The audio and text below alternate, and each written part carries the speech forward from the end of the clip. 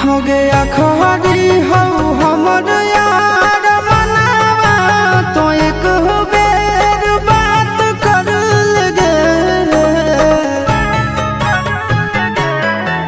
हो गया खरी हो हमर यार मनावा तो एक बेर बात कर लगे। हो गे सोना यारवा हो भरती पटनवा में आके मुलाकात कर लेगे।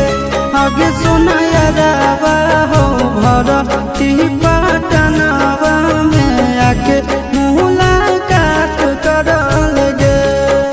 आगे चली जाइबौ छोड़ी के दुनिया विदाई अपने हाथ कर लेगे। आगे सुना यारवा हो भरती